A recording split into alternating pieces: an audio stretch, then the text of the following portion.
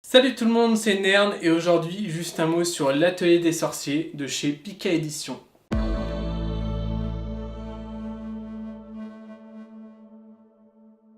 Alors l'atelier des sorciers, alors pour commencer il faut savoir que ce manga, alors je suis plus sûr, mais je crois que je l'attends depuis 2 ans, peut-être même plus que 2 ans. Et que c'est quelque chose que je pensais ne jamais voir sortir sur notre territoire. Parce qu'en fait, à l'époque, je suis tombé sur internet sur quelques illustrations de l'autrice de cette œuvre. Et que voilà, je suis tombé sous le charme de son style qui est vraiment magnifique. Sauf que c'est quelque chose plus de niche qu'autre chose. Parce que certes c'est de la magie, mais c'est particulier. Et vraiment, je suis ravi. Et en fait, ça fait 3-4 mois que je sais que ça va sortir en France. En fait, j'avais déjà précommandé depuis que j'ai vu que c'était sorti. Et je suis très très contente. Donc c'est pour ça que cette version-là, elle, c'est comme ça. Alors, la version non collector, elle ressemble à ça. Donc ça, c'est la version collector qui sort en plus avec un petit artbook vraiment pas mal. Parlons donc de cette œuvre de Kamome Shirahama. Coco est une jeune fille vivant dans un petit village. Elle a toujours voulu être une sorcière. Malheureusement pour elle, la magie ne s'acquiert pas et seuls ceux étant nés avec des pouvoirs pourront un jour être sorciers. Elle oublie donc ses rêves d'enfant. Un jour, un sorcier passe au village. La jeune fille l'espionnant, elle découvre que la magie se réalise via des dessins. S'exerçant sur un livre qu'on lui avait offert étant petite, elle réalise qu'elle peut utiliser la magie. Mais cela tourne mal, et ainsi débute son histoire. Alors, comme d'habitude, les plus, les moins, les mouais, c'est parti. Alors évidemment, le premier point, le dessin est magnifique. Et c'est pas chose étonnante puisque l'illustratrice, elle est très connue au-delà des terres japonaises, puisqu'elle est aussi illustratrice pour Marvel, en particulier sur les couvertures de Dr. Aphra, ainsi que nombre d'autres couvertures que je vous mets un peu partout par là. Et forcément, c'est magnifique, quoi. C'est très très beau, elle a un trait, mais c'est génial. C'est juste génial.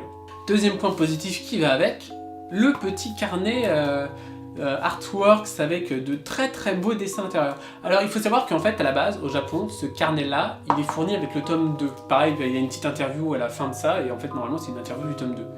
Et c'est génial. Et vraiment j'adore ce genre de petites choses. Et c'est magnifique.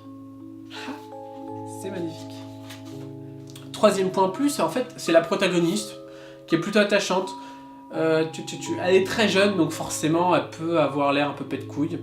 Mais j'aime beaucoup sa naïveté, sa candeur, sa volonté de se plonger dans cet univers et de s'y mettre à fond.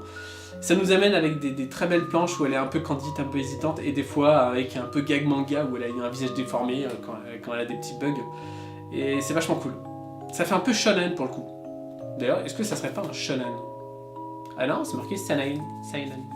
Quatrième point plus, en fait, c'est le message. Parce qu'en fait, il faut savoir que ce manga, c'est en fait une allégorie du métier de dessinateur, en quelque sorte, qui est vraiment auréolé d'une certaine forme de fantasme de la plupart des gens, moi y compris quand j'étais plus jeune, c'est de croire, par exemple, qu'on est avec un talent particulier. En art, personne n'a de talent immuable. Il y a des gens qui ont peut-être des facilités à retranscrire certaines choses, pour plein de raisons, mais il n'y a pas vraiment de talent. On ne naît pas avec une faculté de dessin supérieure à la moyenne, voilà. Et cette histoire, c'est ça, c'est un monde où la magie est tellement accessible à tout le monde que c'est parti en couille.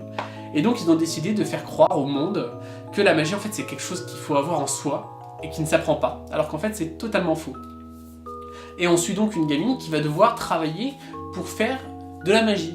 Ce qui est génial en fait, parce que on pourrait prendre la même histoire et en fait la mettre dans le dessin. Ça pourrait être une jeune femme, une jeune fille qui voudrait faire du dessin, qui on lui a toujours dit qu'en fait il faut avoir du talent, il faut avoir un don pour faire du dessin, et qui découvrirait avec un dessinateur qu'en fait non, c'est le travail qui importe vraiment.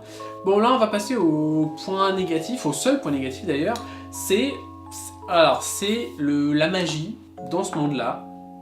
C'est peu crédible de croire qu'une société puisse vraiment ignorer comment fonctionne la magie, surtout au niveau étatique. Parce que c'est ça l'idée, c'est de dire que la magie était tellement utilisée avant, c'était tellement destructeur, qu'un groupe a décidé de cacher la vérité et de dire qu'en fait seuls les mages étant nés avec la magie peuvent la pratiquer.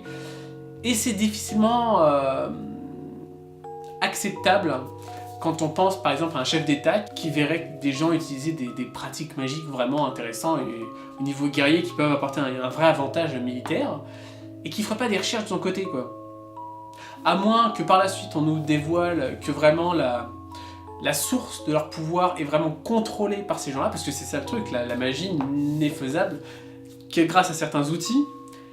Et si ils ont le monopole sur ces choses-là, là d'accord, on pourra essayer d'imaginer que potentiellement ils ont réussi, mais c'est compliqué parce que c'est via une plante. C'est via une plante.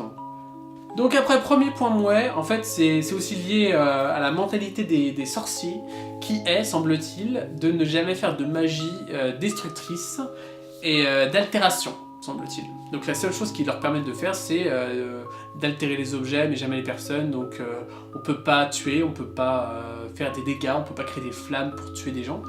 Et c'est une mentalité difficile à croire. Mais en même temps, les antagonistes sont peut-être en fait des mages qui sont contre cette doctrine.